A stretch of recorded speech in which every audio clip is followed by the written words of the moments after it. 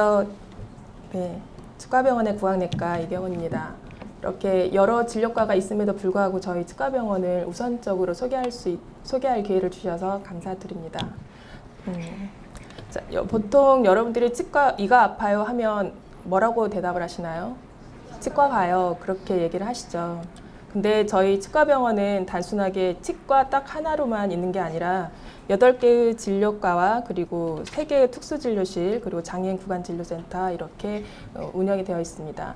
그래서 여러분들이 제가 본관의 환자들을 어떻게 의뢰를 할지 잘 모르는 것처럼 여러분들도 환자분들이 구강이 불편하다고 하면 어느 과를 가야 할지 잘 모르시는 경우들이 많을 것 같습니다. 그래서 오늘은 일반적인 증상과 그리고 그 바탕으로 어느 과를 가야 할지 이제 그런 거를 좀 배워보도록 하고요. 그리고 그 이후에 또 그 과에서 조금 더 중점적으로 하는 진료 분야에 대해서 설명을 드리도록 하겠습니다. 자, 이가 썩었어요. 신경치료를 받아야 된대요. 이렇게 환자들이 얘기를 하면 어느 과를 생각하시기 쉬울까요? 많이 아시네요. 너무 문제가 쉬웠나요? 네. 보통 그 치과의 가장 기본적인 거죠. 예전에 치아가 썩었으면 대부분 기술이 없을 때는 치아를 발치를 했습니다. 그렇지만 이제 기술이 좋아지면서 치아를 충치 치료를 하고 보통 신경치료라고 하는 근관치료를 통해서 치아를 보존하게 되죠. 그래서 예전보다는 치아를 구강 내에서 유지시킬 수 있는 그러한 기술들이 발달하면서 치과 보존과에 가게 되겠고요. 보통 부분적으로 이렇게 여러분들 떼운다고 표현을 하시는 그러한 수복 치료와 그리고 그 치수라고 하는 치아 안에 있는 그 감염된 부분을 제거하는 근관 치료를 통해서 치아를 예전보다 장기간 보존할 수 있도록 그런 처치를 하게 됩니다. 근데 보존과는 이렇게 단순한 치아를 떼우고 그리고 신경치료를 하는 그런 치아 치료 이외에도요. 어떠한 보통 우리가 씌운다고 표현을 하죠. 그렇게 치아 전체를 삭제하는 그러한 보철 치료 말고 이러한 그 보존적인 방법으로 심미적인 수복 치료도 합니다. 이렇게 치아가 부러졌거나 앞니가 이렇게 벌어져서 보기 싫은 경우에 이런 수복 치료를 통해서 예쁘게 그렇게 치료를 하게 되고요. 또 치수 괴사로 인해서 치아 색깔이 변색이 되는 경우에도 그 자연 치아 색깔로 회복이 될 수 있도록 이러한 치아 미백수를 시행을 하고 있습니다.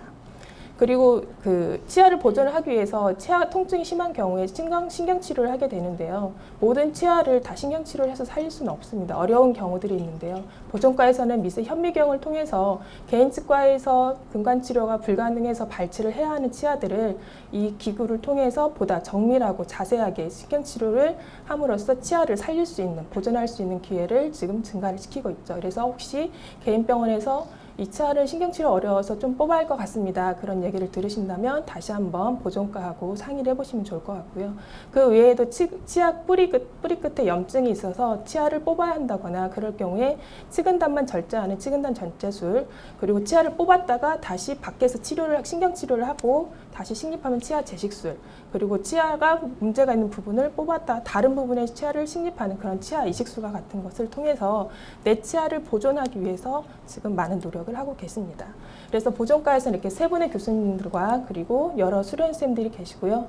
최근에 자연치아에 대한 보존에 대한 관심이 증가를 하고 있죠. 그래서 이 자연치아 보존을 위해서 보존과 선생님들께서 최선을 다하고 노력을 하고 있습니다.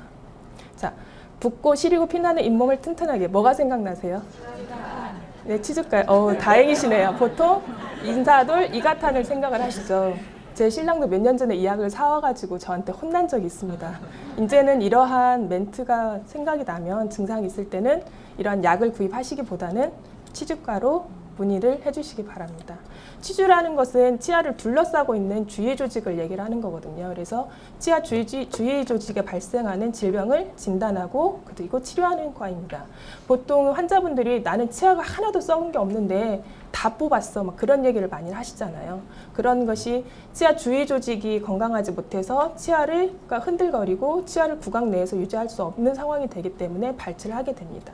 그래서 치주과에서 하는 치료는 이 치아 주위 조직을 건강하게 하기 위해서 치석이나 스케일링 그리고 세균 덩어리를 제거하는 아주 기본적인 여러분들 잘 알고 계시는 스케일링을 하게 되겠고요. 이러한 간단한 스케일링 치료로 치주 질환을 치료하기가 어렵다고 생각이 드는 경우에는 치주 수술, 그리고 잇몸이 많이 내려가는 경우는 잇몸 성형 수술 같은 것을 통해서 보다 잇몸을 건강하고 치주뼈를 잇몸 주위뼈를 건강하게 하는 그런 치료를 하고 있습니다. 그래서 이렇게 치료 전하고 치료 후에 건강한 잇몸을, 깨끗한 잇몸을 보실 수 있죠. 그래서 세 분의 교수님이 계시고요. 그리고 여러 수련생님께서 보존과와 마찬가지로 치아 주변을 건강하게 치료를 함으로써 치아를 구강 내에서 보존할 수 있는 노력들을 하고 계십니다. 자, 이런 경우는 어디일까요? 의외로 저는 이 답을 많이 하실 줄 알았는데 보철과입니다. 네. 자, 치과 보철과는 여러분들이 보통 씌운다라는 표현을 많이 하시잖아요. 그러한 고정성 보철 치료하고 그 다음에 치아 손실이 많이 되어 있는 그 부분들을 어떤 저작 기능을 회복시켜주기 위해서 부분 틀니 그리고 총우치 그리고 요새 임플란트 식립 수술을 하는 과입니다. 이렇게 치아를 씌우는 치료는 과거에 금값이 조금 쌀 때는 저희가 금리를 많이 했죠. 이렇게 웃으면 번쩍하고 금리 보였는데요. 요새는 기술이 재료가 좋아져서 거의 자연치하고 유사한 수복 치료가 가능합니다. 그래서 씌운 듯한데 씌운 것 같기도 하고 씌우지 않은 것 같기도 하는 그러한 신미성이 뛰어난 지금 보철 치료를 하게 되고 있고요. 임플란트 보철도 마찬가지로 치아 상실 부위를 회복을 시켜주면서도 신미성이 뛰어나도록 그렇게 치료를 하고 있습니다. 그리고 아까 앞에서 말씀드린 것처럼 여러 치아가 많이 상실된 부위에 대해서는 이렇게 틀니 치료를 하게 되겠고요. 그래서 네 분의 교수님께서 지금 보철과에 계시고요. 여러 수행쌤도 환자들의 저작 기능 회복을 위해서 많은 노력을 하고 계십니다. 보철과가 이렇게 유일하게 이렇게 당부의 말씀을 해주셨는데요.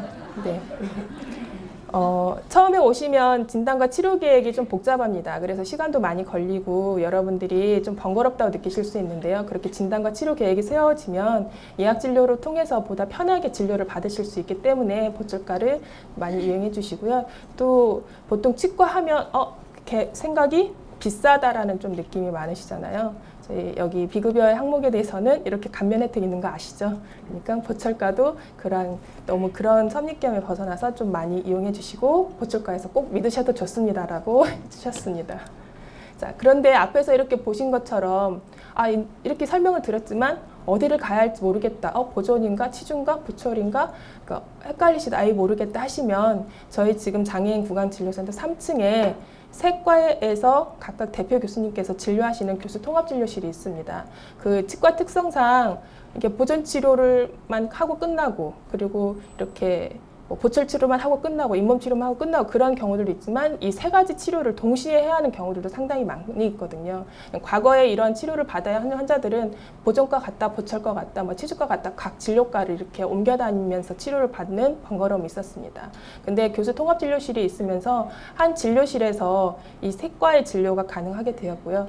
이 특수 종합 진료 교수 통합 진료실은 교수님들만 진료를 하시기 때문에 한 자리에서 세 과의 진료가 가능함과 동시에 보다 전문적으로 교수님들의 진료를 받아보실 수 있는 그러한 장점이 있는 곳입니다. 그래서 시설이 새로 만들어져서 아주 깨끗하고 좋거든요. 그래서 이 교수통합진료실도 많은 이용 부탁드립니다.